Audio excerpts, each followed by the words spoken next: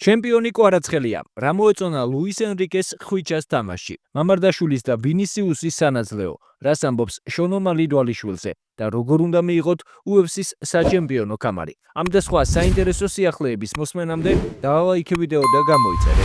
დავიწყოთ ჩემპიონებით. ხვიჩა კვარაცხელია პარის სენ-ჟერმენთან ერთად საფრანგეთის ჩემპიონია. 24 წლის ქართველი შემტევი ტოპ 5 ლიგიდან უკვე 2 ქვეყნის უმაღლესი ტიტულის მფლობელია. სერიას მოგების შემდეგ ხვიჩამ საფრანგეთში პირველი ტიტული ჩემპიონატის დასრულებამდე 6 ტურით ადრე გაიფორმა. პარის სენ-ჟერმენმა 28-ვე ტურში ანჟერს უმასპინძლა და მინიმალური ანგარიშით 1-0 დაამარცხა და ქვეყნის ჩემპიონის ტიტული ზედიზედ მეოთხედ, ისტორიაში კი მე-13-ად მოიპოვა. აღსანიშნავია, რომ შეხვედრის ერთადერთი გოლი დეზირე დუემ ხვიჩას შესანიშნავი პასით გაიტანა.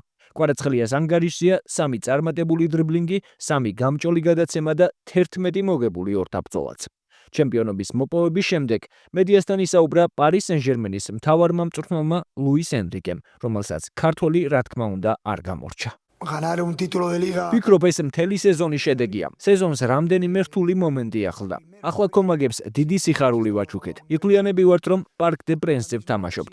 გასული სეზონის შემდეგ პუბლიკამ კარგად გაიგო ყველაფერი, რაც ჩვენ გავაკეთეთ. გუნდურად მუშაობდით და ახლა ამის შედეგს ხედავთ. დიდებული შესაძლებლობაა ისეთი გუნდის ყოლა, რომელსაც ფეხბურთის თამაში ძალიან კარგად შეუძლია. საფრანგეთის ჩემპიონის ტიტულის მოგება აპრილის დასაწყისში ნიშნავს, რომ ძალიან მაღალ დონეზე ვიყავით. ჯერ კიდევ რამდენიმე თამაში გვაქვს ჩასატარებელი. გვაქვს мотивация, რომ სეზონის ბოლომდე დაუმარცხებლად დავრჩეთ. ეს დაგვეხმარება იმ ტურნირებზე, რომლებიც მოსაგები გვაქვს. საფრანგეთის თასის ფინალი და ჩემპიონთა ლიგა. გუნდი გამოირჩევა შეტევაშიც და დაცვაშიც ერთიანობით. გამიმართლა, რომ გულუხვი ფეხბურთელები მყავს, როგორიც დღეს კვარაცხელია. თქვენ ნახეთ, როგორ დიდებულად თამაშობდა ის დაცვით ფაზაში. შესაბამისად, სულაც არ იყო უტოპია, როცა ვამბობდი, რომ მინდოდა 11 თავდამსხმელი და 11 მცველი მყოლოდა. ეს მომწონს, ეს გულშემატკივრებსაც სიამოვნებთ. ახლა კი იქ ვართ, სადაც ყოფნა გვინდოდა. ჩვენი მიზანია, რაც შეიძლება შორს წავიდეთ. შეგახსენებთ, რომ ხვიჩა კვარაცხელია პარიზულ გუნდს ზამთარში შეუერთდა და ლიგა 1-ის 10 შეხვედრაში მის ანგარიშზეა 2 გოლი და 3 საგოლე გადაცემა. ახლა კი ქართველის გუნდი ჩემპიონთა ლიგაზე 9 აპრილს ასტონ ვილას საკუთარ მოედანზე უმასპინძლებს, ხოლო 15 აპრილს უკვე ბირმინგემში საპასუხო შეხვედრას ჩაატარებს. ასევე მნიშვნელოვანია ისიც, რომ კვარაცხელიას 24 მაისს საფრანგეთის თასის ფინალი ცელის, სადაც პარის სენ-ჟერმენი რეიმს შეხვდება და ამ ტიტულის მოგებას მე-16-ად შეეცდება.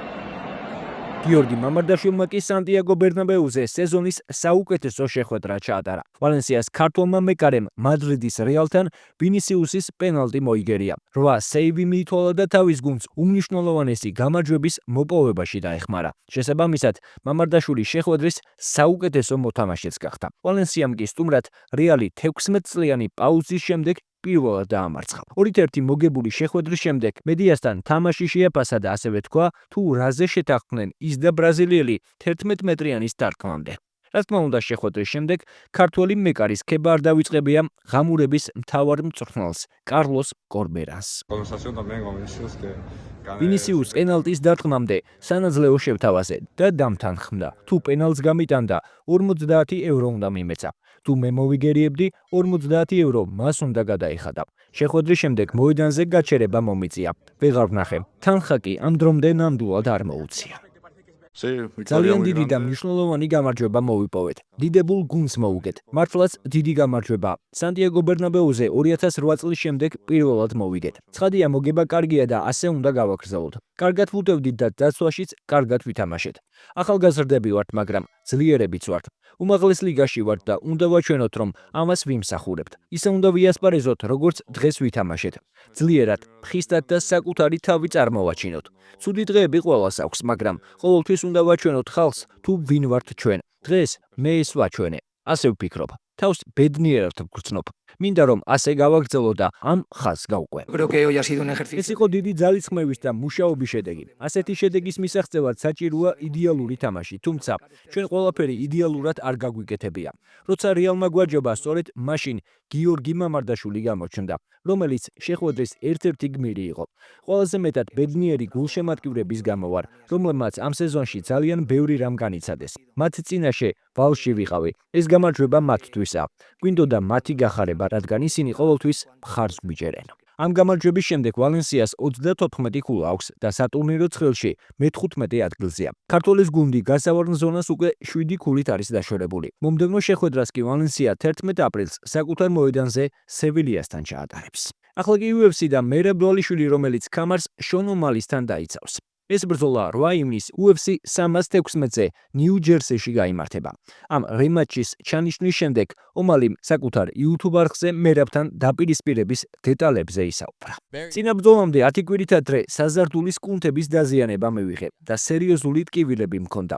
მაინც ვარჯიშობდი და გავუწელი, მაგრამ იდეალური ვითარება არ იყო. განსაკუთრებით თუ მიდიხარ ბრძოლაში, რომელშიც კვლელს უპირისპირდები. უпростоრად შეიძლება მკვლელი არაა, მაგრამ აბსოლუტური მანქანაა. მანქანას უმიზეზოდ კი არ ეძახიან. სულ იმაზე ვფიქრობ, ახლა თავს რამდენად კარგად ვგრძნობ. არ მინდა რომ დავთარსო, მაგრამ თუ ბრძოლამდე ასეთივე ტემპს შევინარჩუნებ, როგორშიც ბოლო რამდენიმე კვირა ვარჯიშობ, 70%-ით უკეთესი ვიქნები, ვიდრე იმ პირველ ბრძოლაში ვიყავი. გაცილებით უფრო მობილური, მოძრავი, უკეთეს ფორმაში ვიქნები და ჩემი სრული პოტენციალის გამოვლენას შევძლებ. ბედნიერი ვიყავი იმით, თუ როგორი გამოსვლა მქონდა წინა ბრძოლაში. იმის გათვალისწინებით, თუ როგორ ვგრძნობდი თავს. იდეალური არ იყო, რომ ვერ მოვიგე, მაგრამ არც უნდა მომეგო. ეს რევანში კი უნდა მომხდარიყო. ეს გამარჯვება კიდევ უფრო სასწაული იქნება. ვინც არ იცით, გეტყვით, რომ 2024 წლის სექტემბერში UFC 306-ზე მარცხის შემდეგ ომალიმ ქეძოს ოპერაცია გაიკეთა და მას შემდეგ სარეაბილიტაციო პერიოდს გადიოდა. რამდენადაც კარგ ფორმაში არ უნდა იყოს ომალი. თქვენ როგორ ფიქრობთ, შეძლებს თუ არა ის ქართული მანქანის გაჩერებას? დაწერეთ თქვენი აზრი კომენტარებში. მე კი აქვე გეტყვით, რომ Newsmakers-ის Instagram გვერდზე თამაშდება UFC-ს საჩემპიონო ქამრის რეპლიკა. გამარჯვებული 5000 გამომწერზე გამოვლინდება. ასე რომ, გადადით აღწერაში მითითებულ Instagram გვერდზე და მიიღეთ მონაწილეობა გათამაშებაში. ბოლოს კი NBA და სანდრო მამუკელაშვილის San Antonio, რომელიც აღმოსავლეთ კონფერენციის ლიდერ Cleveland-თან 1 ქულით 113-ით 114 დამარცხდა. მამუკელაშვილმა 12 წუთში 5 ქულასთან ერთად 5 მოხსნა დააგროვა. San Antonio-ს ქართველმა კალათბურთელმა 3-დან 1 სამქულიანი და 2-დან 1 ორქულიანი ჩააგდო. 32 მოგებითა და 45 წაგებით სპურსი დასავლეთ კონფერენციაში მე-13 ადგილზეა. მომდევნო შეხვედრას ქართლის გუნდი სტუმრად პორტლენდთან გამართავს. ევროლიგის რეგულარული ეტაპის ბოლოსწინა ტურში კი თორნიკე შენგელიას ვირტუსმა ჩემპიონი ოლიმპია მილანო 90-ით 70 დაამარცხა.